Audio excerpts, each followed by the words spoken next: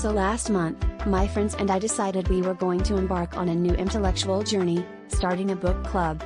We gathered in my living room, a place I like to think of as the literary lounge, at least until I realized most of the books on my shelf were half-read self-help guides and cookbooks.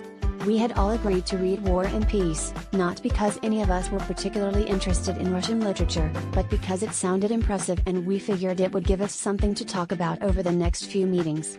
That was the plan, anyway. Fast forward to our first meeting, and it quickly became apparent that none of us had made it past the first chapter, or, if I'm being honest, the first page.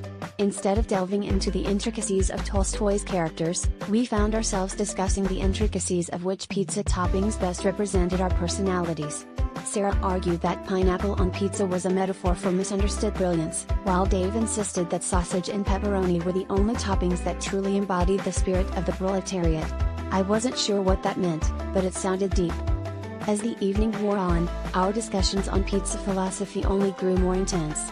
Jessica made the bold claim that a well-balanced pizza was the key to a well-balanced life, and we all nodded in solemn agreement as if she had just quoted some ancient proverb.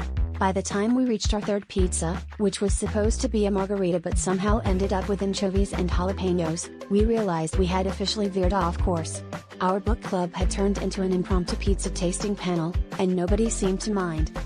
Finally, after much laughter and a few too many slices, Dave leaned back in his chair and declared with a satisfied grin, "Well, I guess we can all agree that our book club has officially become a slice of life group." The room erupted into laughter, and we all toasted our glasses, content in the knowledge that while we might not have conquered War and Peace, we had certainly mastered the art of the cheesy pun.